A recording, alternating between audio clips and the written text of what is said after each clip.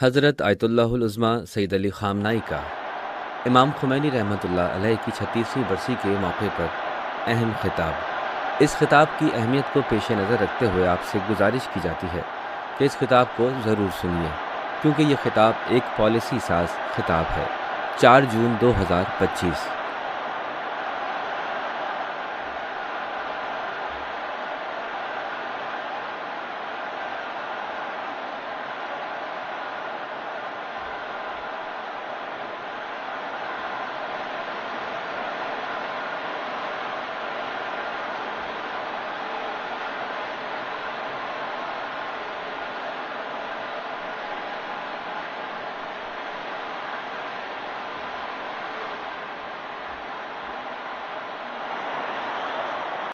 السلام علیکم ورحمۃ اللہ۔ بسم اللہ الرحمن الرحیم۔ الحمد للہ رب العالمین، والصلاة والسلام علی سیدنا ونبینا وحبیب قلوبنا وطبیب قلوب نفوسنا ابو القاسم المصطفى محمد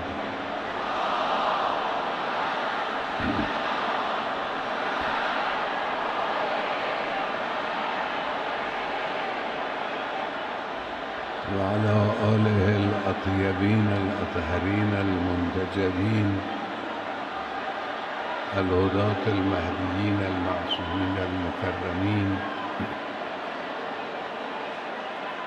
سیما بقیت اللہ فی الارضین۔ جو بات میں آج پیش کر رہا ہوں اور آمادہ کر کے لایا ہوں، وہ ہمارے عظیم الشان امام خمینی راحل کے بارے میں ایک بات ہے، اور اس کے بعد ایک مختصر بات ایک قومی مسئلے کے حوالے سے ہے، جس کو جاننا لوگوں کے لیے انشاءاللہ فائدہ مند ہوگا۔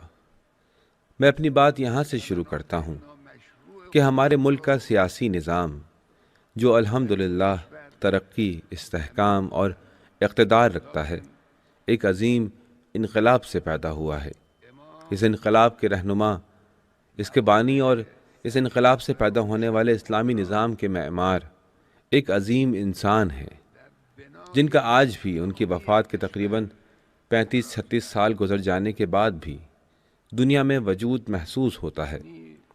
آج کے دور میں انسان ان کی عظیم تاثیر اور ان کے انقلاب کے اثرات واضح طور پر دیکھ سکتا ہے۔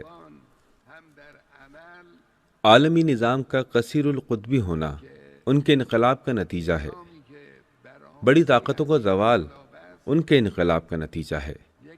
دنیا میں امریکہ کے مقام اور اثر و رسوخ کی شدید تنزلی اور رسوائی ان کے انقلاب کی وجہ سے ہے۔ دنیا بھر میں صہیونیت سے عمومی نفرت جو آج واضح طور پر دنیا میں دکھائی دیتی ہے، ان کے انقلاب کی بدولت ہے۔ مغربی اقدار کو مسترد کرنے کے حوالے سے کئی اقوام، خصوصاً نوجوانوں میں جو واضح اور بے باکانہ رویہ نظر آ رہا ہے، یہ ان کے انقلاب کے سبب ہے۔ آج مغربی دنیا میں، یورپ میں، حتیٰ کہ امریکہ اور اس کے ماتحت ممالک میں بھی انسان مغربی اقدار سے بیزاری کی طرف حرکت دیکھ رہا ہے، نظر آ رہا ہے۔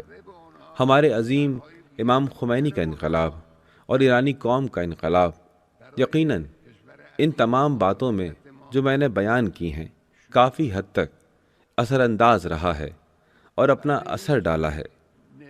اس طرح کے انقلاب کو ہمارے عظیم امام خمینی نے لوگوں کی مدد سے برپا کیا۔ انقلاب اسلامی ایران نے مغرب کو حیران و پریشان کر ڈالا۔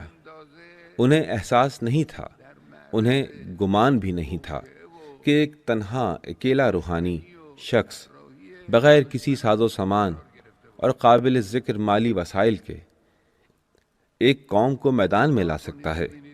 مغرب میں کسی کو بھی اس کا امکان نظر نہیں آ رہا تھا اور نہ ہی کوئی اس کا گمان کر رہا تھا۔ ایران کے اسلامی انقلاب نے مغربی دنیا کو حیران کر دیا۔ وہ یہ سوچ بھی نہیں سکتے تھے کہ یہ قوم ایک دینی عالم کی قیادت اور رہنمائی کے ساتھ خالی ہاتھوں کے ذریعے اس حکومت پر غالب آ جائے گی جو ایران پر دانتوں تک مسلح ہو کر قابض تھی اور جس کی پشت پناہی دنیا کی تمام طاقتیں مشرقی ہوں یا مغربی سب کی سب کر رہی تھیں۔ انہیں گمان بھی نہیں تھا کہ یہ حکومت گر جائے گی۔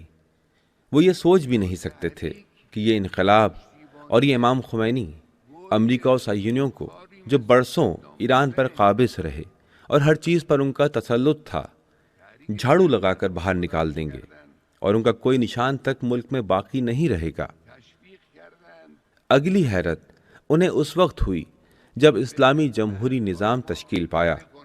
اگر انقلاب کے بعد کوئی سمجھوتا کرنے والی حکومت قائم ہو جاتی، جیسا کہ ابتدا میں ایسی علامتیں نظر بھی آئیں کہ مغرب کے ساتھ سمجھوتے والی حکومت اقتدار میں آئے گی، اگر ایسا ہو جاتا تو مغربی دنیا پھر سے ایران میں نفوذ کی امید لگا لیتی اور اپنے ناجائز مفادات یہاں حاصل کرنے لگتی۔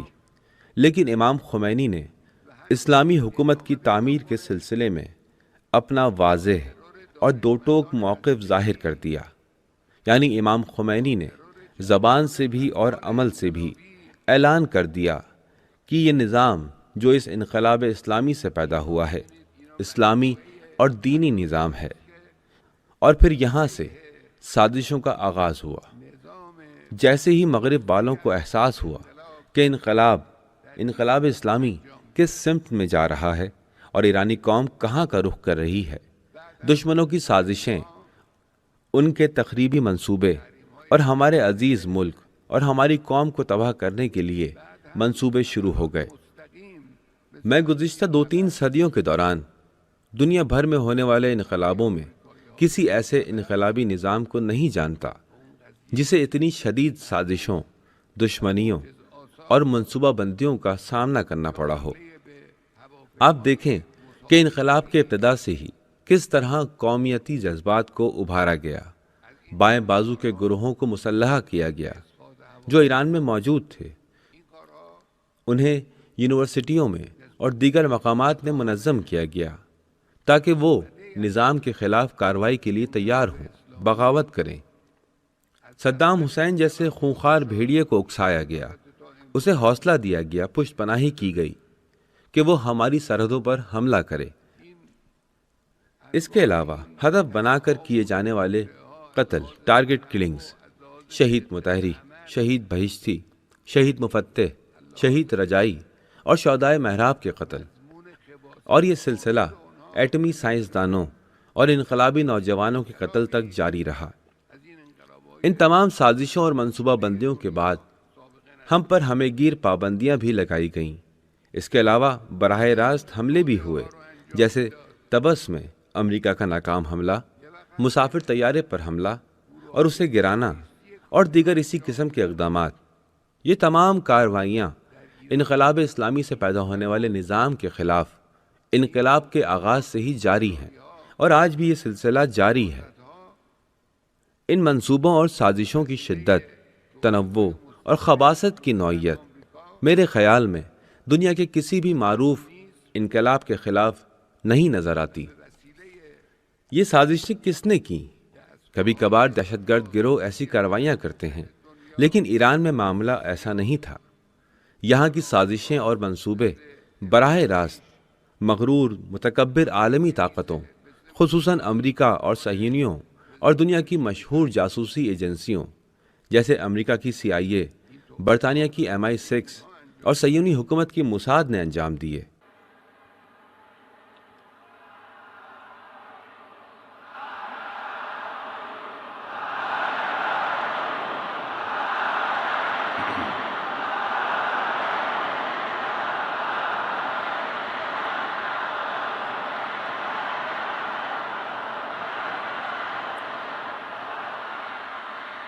اسلامی نظام یعنی اسلامی جمہوریہ نے ان تمام سازشوں، منصوبوں اور دشمنیوں کا مقابلہ کیا اور انہیں ناکام بنایا۔ اگر گنا جائے تو شاید 1000 سے زائد سازشیں اسلامی جمہوریہ نے ناکام بنائی ہیں اور بعض کا بھرپور جواب بھی دیا ہے۔ اہم بات یہ ہے کہ یہ سازشیں اس لیے کی گئیں تاکہ اسلامی جمہوریہ کو کمزور کیا جا سکے، لیکن اسلامی جمہوریہ کمزور نہیں ہوئی، بلکہ دن بدن اس کی صلاحیت اور طاقت میں اضافہ ہوتا رہا۔ نہ صرف ملک کے اندر بلکہ بین الاقوامی سطح پر بھی اسلامی جمہوریہ کی طاقت میں اضافہ ہوا ہے۔ میں یہاں ایرانی قوم اور ایران کے معاملات میں دلچسپی رکھنے والے تمام افراد کو بتانا چاہتا ہوں کہ اللہ کی توفیق سے ہم مستقبل میں بھی اپنی قومی طاقت کو ہر لحاظ سے بڑھاتے رہیں گے۔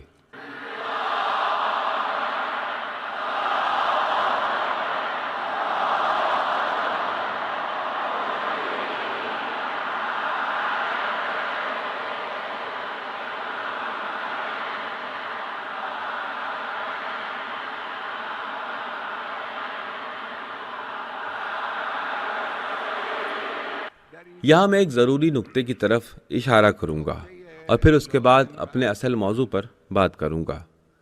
وہ نقطہ یہ ہے کہ عام طور پر دنیا بھر میں سماجی انقلابات احساسات کی مدد سے برپا ہوتے ہیں۔ احساسات انقلابوں کے آغاز اور کامیابی میں مددگار ہوتے ہیں، اگرچہ ان احساسات کے پیچھے فکری اور عقلی بنیادیں بھی موجود ہوں، لیکن اکثر یہ دیکھا گیا ہے کہ ان احساسات کی شدت کے درمیان وہ عقلی بنیادیں کمزور یا گم ہو جاتی ہیں۔ اس طرح جذبات اکثر انقلابوں کے عقلی اہداف پر غالب آ جاتے ہیں۔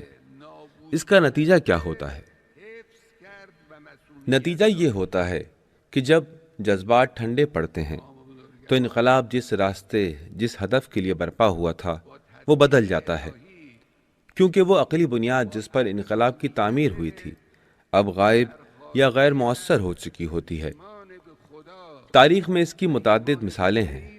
مثلاً 18ویں صدی میں فرانس کے انقلاب کی بنیاد بوربن خاندان کی بادشاہت کے خلاف جدوجہد تھی، لیکن انقلاب کی کامیابی اور بادشاہ اور ملکہ کے قتل کے بعد جذبات کی شدت اتنی بڑھ گئی کہ لوگوں کو یہ یاد ہی نہ رہا کہ انہوں نے کس مقصد کے لیے انقلاب برپا کیا تھا۔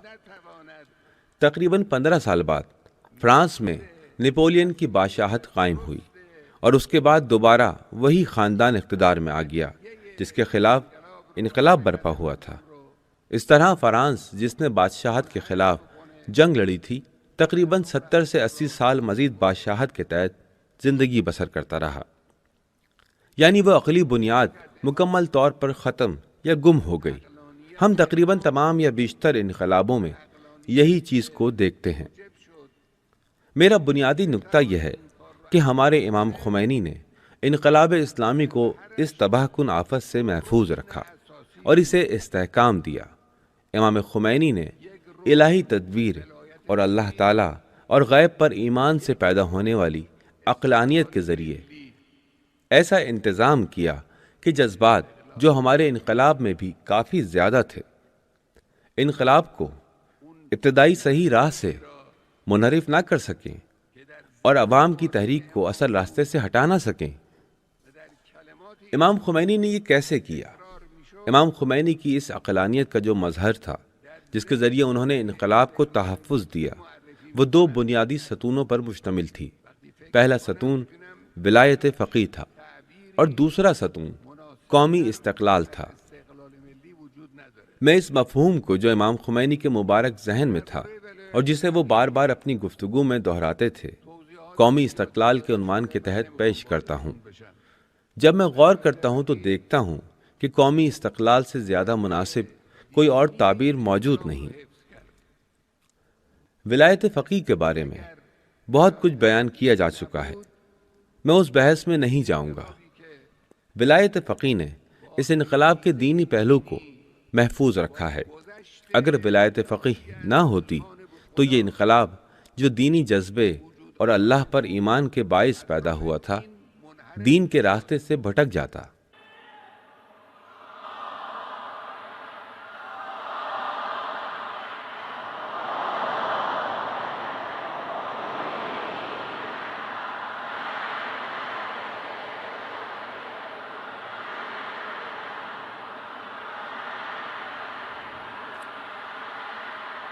لہذا پہلا ستون ولایت فقیہ تھا۔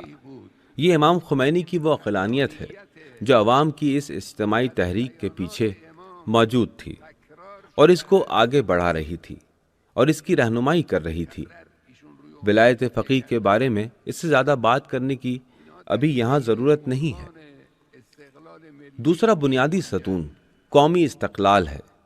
امام خمینی کی گفتگو میں جو بہت سے موضوعات بار بار سامنے آتے تھے اور جن پر وہ بار بار تاکید کیا کرتے تھے، وہ سب قومی استقلال کے ذیل میں آتے ہیں۔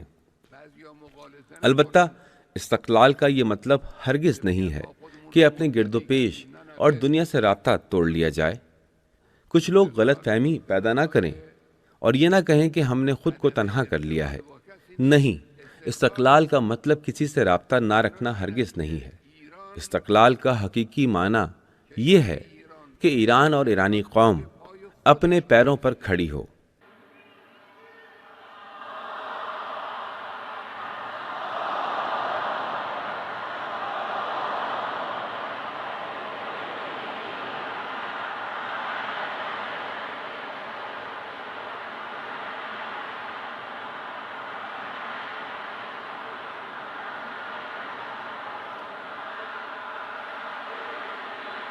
کسی اور پر تکیہ نہ کرے، خود فیصلے کرے، خود تشخیص دے، خود اقدامات کرے۔ یہ ہے قومی استقلال کا اصل مطلب۔ استقلال کا مطلب یہ ہے کہ ہمیں امریکہ یا کسی اور کی سبز بتی اجازت کا انتظار نہیں کرنا چاہیے۔ نہ ہمیں امریکہ نہ دوسروں کی سرخ بتی یعنی منع کرنے کی فکر کرنی چاہیے۔ فیصلہ سازی خود ایرانی قوم کے ساتھ اور ایرانی قوم کے ہاتھ میں ہے۔ تشخیص دینا بھی ایرانی قوم کا کام ہے، اور جہاں بھی اقدام کرنا ہو وہ خود ایرانی قوم ہی کرے گی، چاہے دوسری طاقتیں امریکہ یا کوئی اور اس سے متفق ہو یا نہ ہو، اس سے کوئی فرق نہیں پڑتا۔ یہی استقلال ہے۔ جیسا کہ ذکر کیا گیا، امام خمینی کے اکثر بار بار بیان کردہ موضوعات قومی استقلال کے عنوان کے تحت آتے ہیں۔ میں یہاں ان میں سے چند موضوعات کو پیش کرتا ہوں۔ ان میں سے ایک موضوع ہم کر سکتے ہیں، اس کا اصول ہے۔ امام خمینی نے ہمیں سکھایا کہ ہم یہ کہہ سکتے ہیں اور اس بات پر یقین رکھ سکتے ہیں کہ ہم کر سکتے ہیں۔ سابقہ حکومت کے دور میں ہمیں یہ باور کرایا گیا تھا کہ ہم کچھ نہیں کر سکتے، ہمارے بس میں کچھ نہیں، اور ہمارے کام دوسروں کو کرنا پڑیں گے۔ امام خمینی نے اس تصور کو 180 درجے بدل کر ایرانی قوم کی شناخت میں داخل کیا کہ ہم کر سکتے ہیں، یعنی قوم اور نوجوانوں کے اندر خود اعتمادی پیدا کی۔ یہاں میں یہ بھی بتا دوں کہ ہم کر سکتے ہیں کا نظریہ اس قدر اہم ہے کہ اس کو ختم کرنے کے لیے باقاعدہ منصوبے بنائے جاتے ہیں۔ موجودہ ایٹمی مسئلے اور عمان کی وساطت سے ہونے والی بات چیت میں بھی جو امریکیوں نے منصوبہ پیش کیا، وہ بالکل اسی نظریے یعنی ہم کر سکتے ہیں کہ عین مخالف ہے۔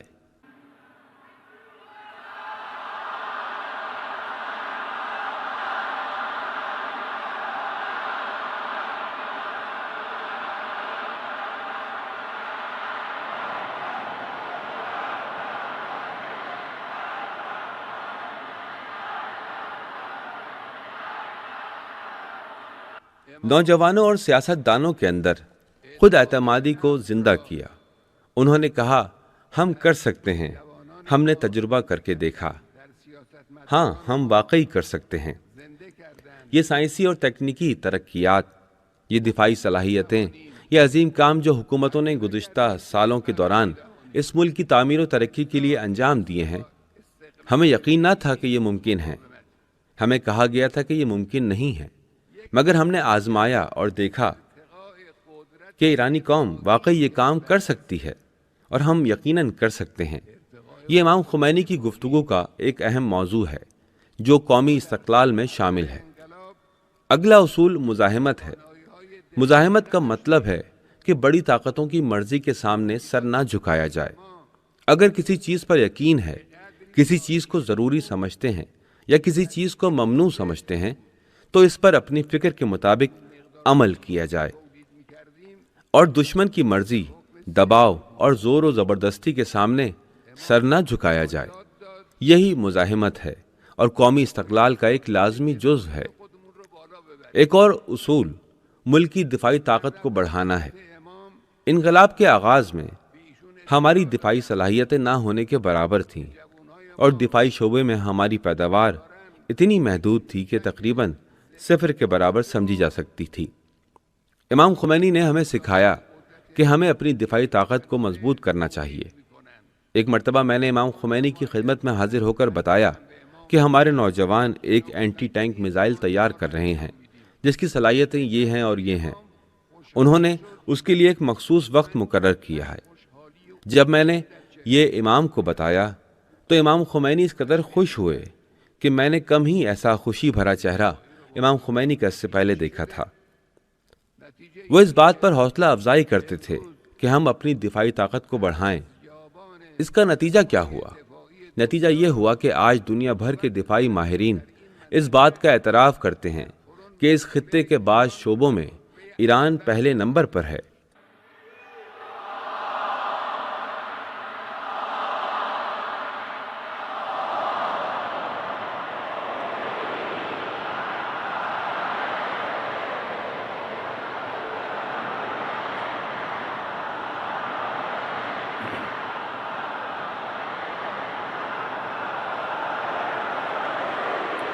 یا حیرت کا اظہار کرتے ہیں کہ ایران پابندیوں کے باوجود کس طرح سیٹلائٹ خلا میں بھیج سکتا ہے اور اس جیسے دوسرے کام کر سکتا ہے۔